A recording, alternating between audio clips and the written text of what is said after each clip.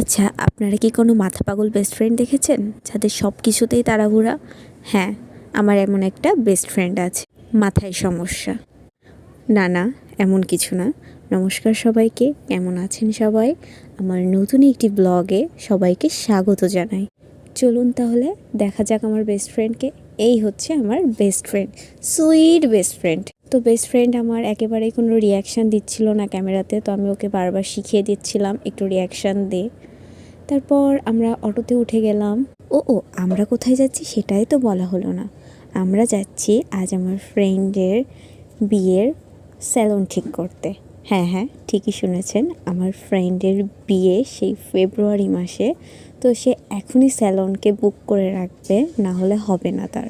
তো চলে আসলাম আমরা আপুর পার্লারে। আপু নিউ ব্রাঞ্চ খুলেছে সোনাডাঙ্গাতে, লুকস বিউটি স্যালন। আপুর স্যালনটা আপু এত সুন্দর করে সাজিয়েছে, না বললেই নয়। তো আমরা সেখানে একটু রং ঢং করে নিচ্ছিলাম। আপুকে বললাম একটু পোজ দে, কিন্তু সেম আপু কোনো পোজ দেয় না, কেন জানি না। একটু শিখিয়ে দিলাম, তারপর আবার দিল। তারপর এত কথা বললাম, একটু সার্ভিস না নিলে হয়, তো একটু সার্ভিস নিলাম। আচ্ছা, ওই দেখেন আমাদের পিছনে একজন মিষ্টি ব্রাইড, খুবই সুন্দর লাগছিল ব্রাইডটাকে।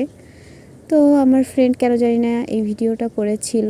তারপর আমি বললাম ঠিক আছে, আর করতে হবে না, তুই বাদ দে। তারপর আমরা স্যালন থেকে বের হয়ে আসলাম, সন্ধে হতে গিয়েছিল, কিন্তু বিকালটা এত সুন্দর লাগতেছিল। দেখেন আকাশগুলো কত সুন্দর।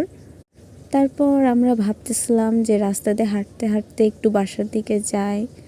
তো ভাবতে ভাবতে আমাদের ইচ্ছা হলো একটু পিঠে খাওয়ার। তো আমরা পিঠের সন্ধানে হাঁটছিলাম আমার ফ্রেন্ডকে নিয়ে। তো তারপর আমরা পিঠা খুঁজতে খুঁজতে চলে আসলাম পানের দোকানে। রাস্তা দিয়ে হাঁটার সময় পানের দোকানটা চোখে পড়লো। আঙ্কেলের পানের দোকানটা সত্যিই অনেক সুন্দর ছিল। একটা পান কিনে নিলাম আমরা।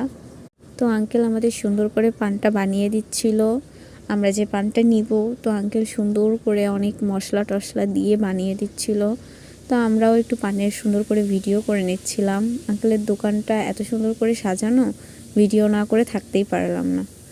তো আমরা আবার পিঠের সন্ধানে হাঁটছিলাম। সামনেই পিঠার দোকান পেয়ে গিয়েছিলাম। আন্টি সুন্দর করে কাঁচি খুঁচা পিঠে উঠাচ্ছিল, তো একটু ভিডিও করে নিলাম আন্টি কাঁচি খুঁচা পিঠে ওঠানোর। তারপর আমরা এখান থেকে পিঠা কিনে নিলাম। পিঠা কিনে এই যে আমার বান্ধবী টাকা দিচ্ছিল। তারপর আবার হাঁটতে থাকলাম, এই যে পিঠা খাচ্ছিলাম হাঁটতে হাঁটতে, কারণ অলরেডি সন্ধ্যা হয়ে গিয়েছিল। তারপর বাসার উদ্দেশ্যে